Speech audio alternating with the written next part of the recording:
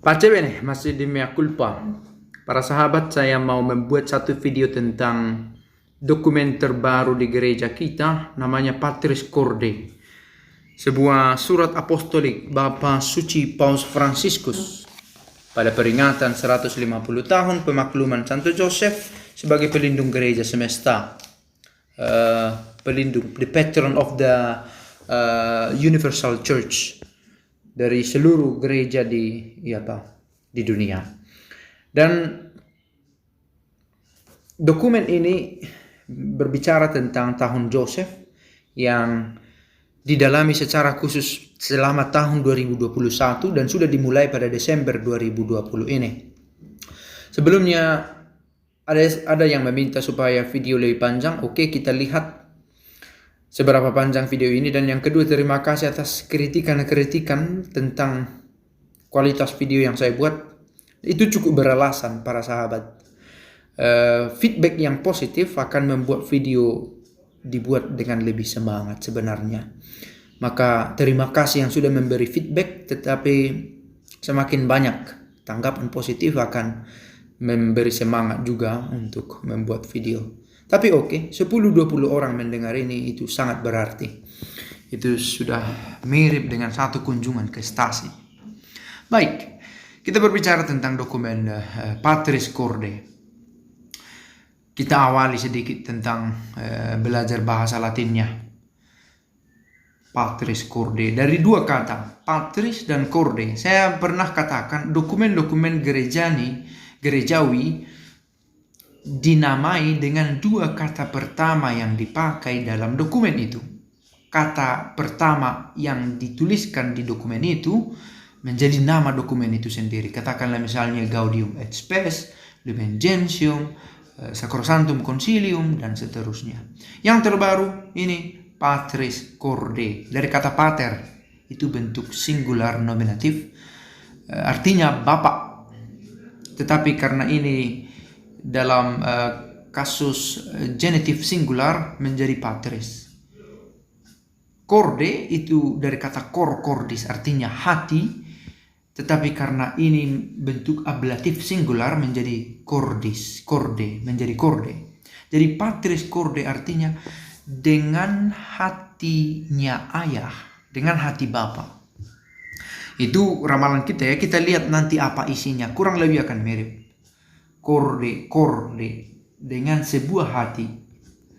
Ini surat apostolik ditulis 8 Desember, masih sangat hangat, fresh from the oven. Langsung diterjemahkan. Ini menariknya. Terima kasih kepada tim atau penerjemah dari KWI, Bernadetta Harini Triparasasti, dengan desain dan layout Benedicta Febrea Astri Cynthia Lestari. Ada filenya kalau tertarik boleh. Ini tentang Santo Joseph. Nanti dikatakan bahwa Santo Joseph adalah orang kudus setelah Bunda Maria yang disebutkan paling banyak dalam dokumen-dokumen magisterium kepausan. Betapa berartinya bapak ini. Kuharap wajahku cukup jelas, tapi bukan itu yang terutama. Daftar isinya.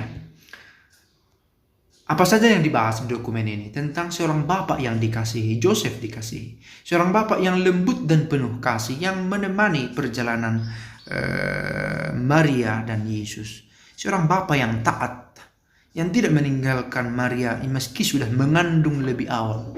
Yang seyogianya adalah aib, tetapi menjadi berkat bagi dia sendiri. Yogianya menurut hukum setempat. Seorang bapak yang menerima Maria yang sudah mengandung sebelumnya. Bapak yang berani secara kreatif dalam perjalanan pencatatan sipil itu baik ke Bethlehem. Bapak yang bekerja sebagai tukang kayu, bapak dalam bayang-bayang yang tidak langsung menunjukkan peran aktif, tetapi bukan berarti tidak ikut berperan. Oke, kita sampai ke judulnya, surat apostolik Patris Corde, dengan sebuah hati bapa. Oke, tertebak dengan judul tadi Patris Corde, dengan hati bapa. Corde itu singular, ablatif. yakni bagaimana Yusuf mengasihi Yesus yang oleh keempat Injil disebut sebagai anak Yosef.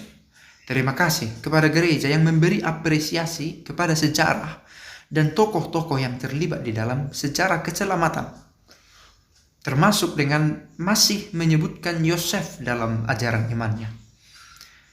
Ada banyak ajaran istimewa tentang Yosef, tapi kita bisa dalami sedikit demi sedikit. Sudah 5 menit hanya tentang ini. Dua penginjil yang telah menyoroti tokoh ini, Matius dan Lukas, menceritakan sedikit, sangat sedikit catatan historis, kalau itu historis, tentang tentang Yosef. Namun, cukup untuk menjelaskan Bapa seperti apakah dirinya dan misi yang dipercayakan kepadanya oleh Allah Sang Penyelenggara. Santo Joseph terlibat dalam misi. Maka kita tidak bisa menikilkan keterlibatannya dengan menganggap kita tidak perlu memberi penghormatan kepadanya. Saya pikir itu keliru, karena dari Yosef pun kita bisa belajar sesuatu yang tidak bertentangan dengan menerima Yesus sebagai penyelamat. Kita tahu bahwa ia adalah tukang kayu yang rendah hati, bukan karang-karangan, ada dalam Matius 13 ayat 55. Yang bertunangan dengan Maria, Matius 1 ayat 18, Lukas 1 ayat 27. Seorang laki-laki yang adil, berlaku adil terhadap Maria. Selalu siap sedia untuk melakukan kehendak Allah yang dinyatakan kepadanya dalam hukumnya. Lukas 2 ayat 22, 27, 39. Mungkin dalam mimpi juga dia dikunjungi. Dan melalui keempat mimpi. Belum dibaca tadi. Matius 1 ayat 20, 2 ayat 13, 19, 22. Sesudah perjalanan panjang dan melelahkan dari Nazaret ke Bethlehem, ia melihat Mesias yang lahir di sebuah kandang, karena di mana-mana tidak ada kamar untuk mereka. Siapa itu kami, orang miskin, mau apa cari penginapan? Sayang rumah sudah penuh, carilah tempat lain. Sungguh kejam hati bagi sang putra, sungguh kejam hati bagi sang putra. Akhirnya lahirlah di kandang Bethlehem. Akhirnya gereja Katolik membuat representasi dari kandang Bethlehem itu dengan diawalinya kandang Natal di gereja oleh Fransiskus Assisi. Pantas dicatat. Maka jangan heran mengapa Katolik memiliki kebiasaan membuat kandang Natal. Fransiskus Assisi mengawalinya di gereja dengan membuat kandang dan meminjam lembu ternak tetangga dan membuat drama seolah drama peristiwa kelahiran, reka peristiwa dari kelahiran Yesus. Ia menyaksikan para gembala yang menyembahnya, anaknya, dan para majus yang masing-masing mewakili bangsa Israel dan bangsa-bangsa tak bertuhan. Sudah 8 menit. Ia, siapa? Yosef, memiliki keberanian untuk mengemban peran kebapaan legal untuk Yesus. Lex legis. Sesuai hukum. Peran bapa yang sesuai dengan hukum. Hukumnya adalah baik hukum adat, hukum natural, bahwa seseorang bisa lahir karena ada bapa biologisnya.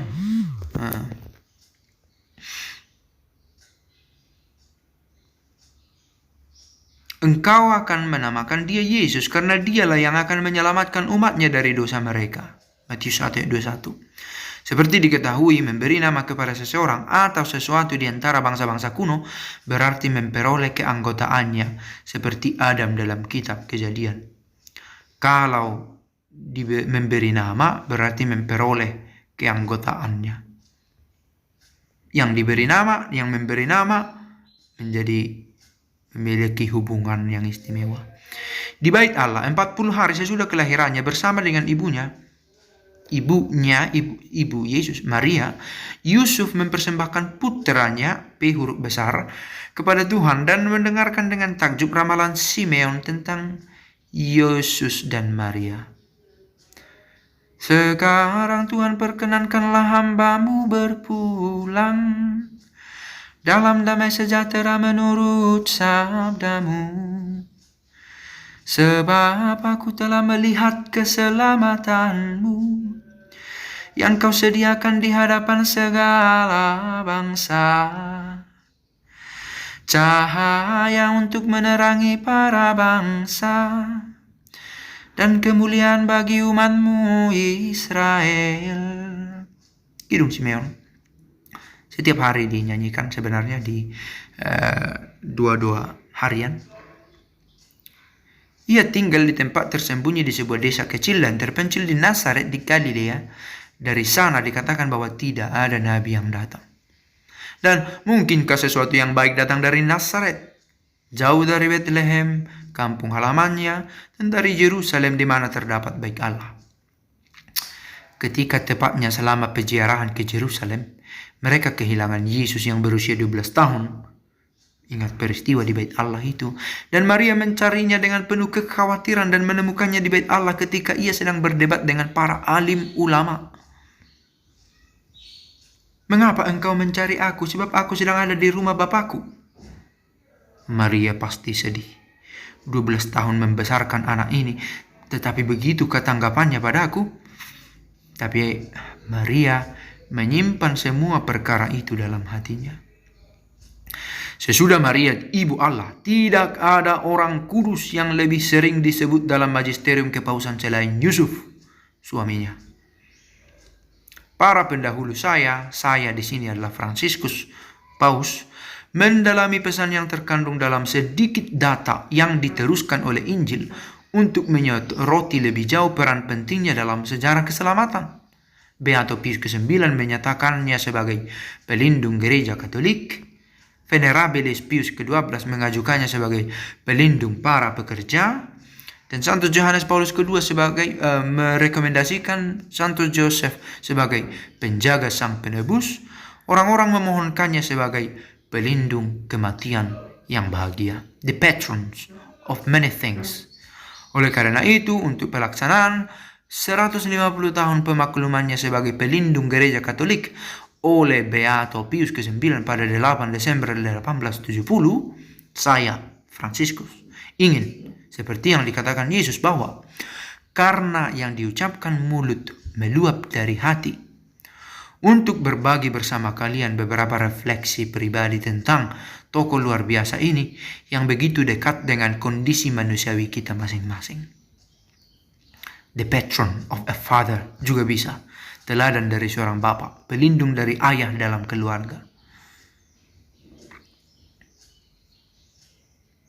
Oke, dokumen ini masih sangat panjang. Cukuplah dulu video ini.